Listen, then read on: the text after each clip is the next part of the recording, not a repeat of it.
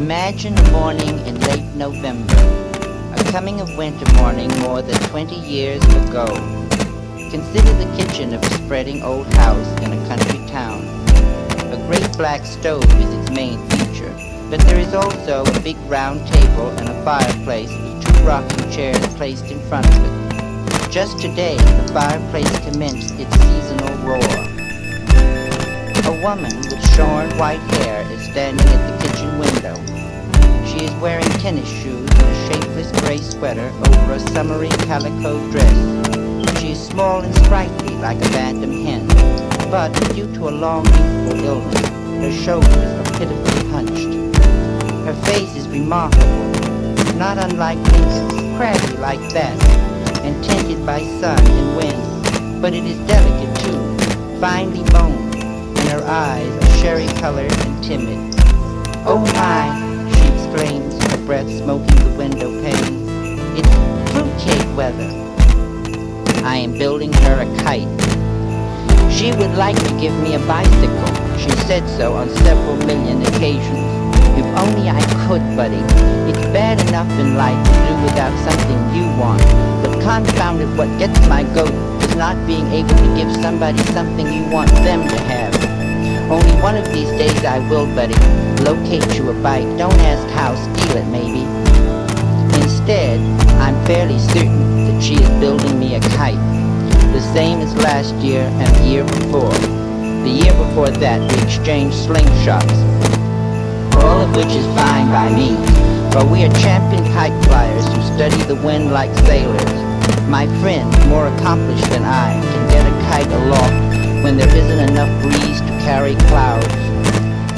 Christmas Eve afternoon, we scrape together a nickel and go to the butcher's to buy Queenie's traditional gift, a good knowable beef bone.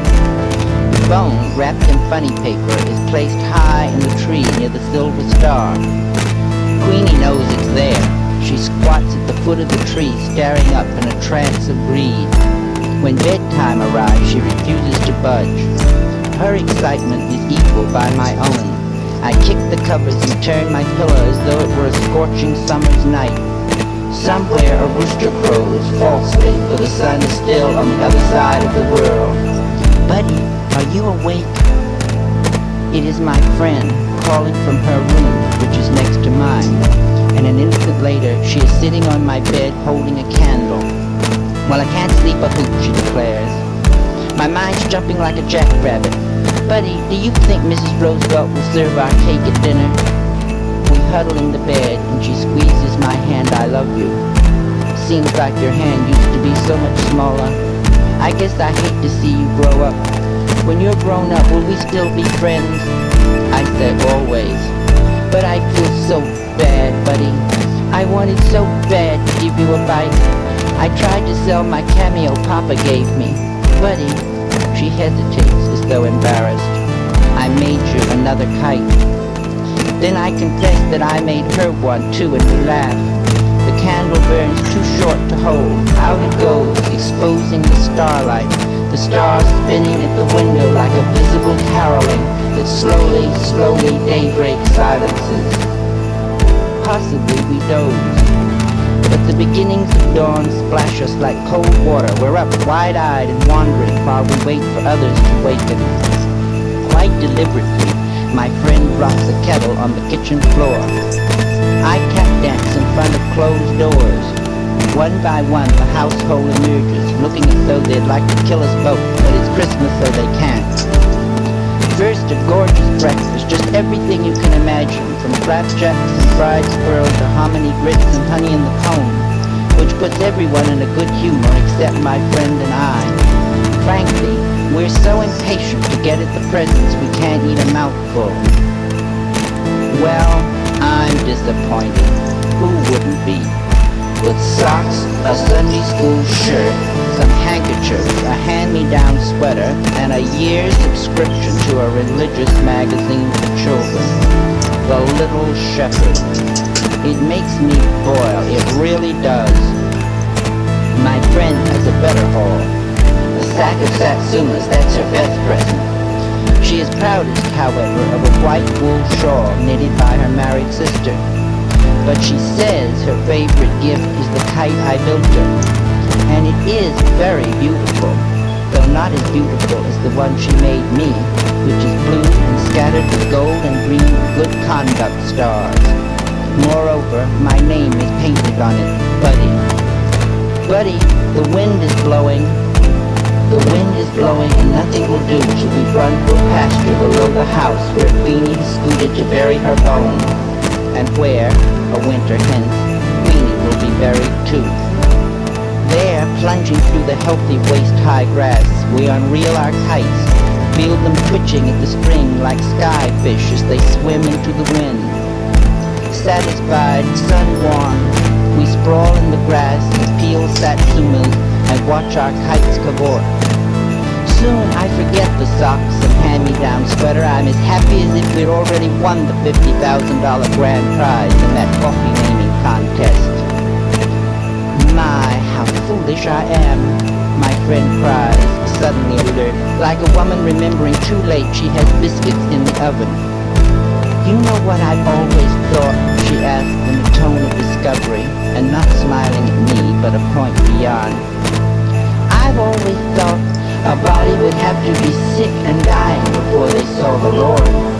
And I imagined that when he came, it would be like looking at the Baptist window, pretty as colored glass with the sun pouring through. Such a shine you don't know it's getting dark. And it's been a comfort to think of that shine taking away all the spooky feeling. But I'll wager it never happens. I'll wager at the very end, a body realizes the Lord has already shown himself, that things as they are. Her hand circles in a gesture that gathers clouds and kites and grass and Queenie pawing dirt over her bones. Just what they've always seen was seeing him. As for me, I could leave the world today in my eyes. This is our last Christmas together. Life separates us. Those who know best decide that I belong in a military school, and so follows a miserable succession of bugle-blowing prisons, grim reveille-ridden summer camps. I have a new home too, but it doesn't count. Home is where my friend is, and there I never go. And there she remains, puttering around the kitchen, alone with Queenie, then alone. Buddy dear, she writes in her wild, hard-to-read script, yesterday, Jim Macy's horse kicked Queenie bad. Be thankful she didn't feel much. I wrapped her in a fine linen sheet and rode her in the buggy down to Simpson's pasture, where she can be with all her bones. For a few Novembers, she continues to bake her fruitcake single-handed. Not as many, but some. And of course, she always sends me the best of the batch. Also, in every letter, she encloses a dime wadded in toilet paper. See a picture show and write me the story. But gradually in her letters, she tends to confuse me with her other friend, the buddy who died in the 1880s. More and more, 13th are not the only days she stays in bed. A morning arrives in November, a leafless, birdless coming of winter morning, when she cannot rouse herself to exclaim, "Oh my, it's fruitcake weather." And when that happens, I know it.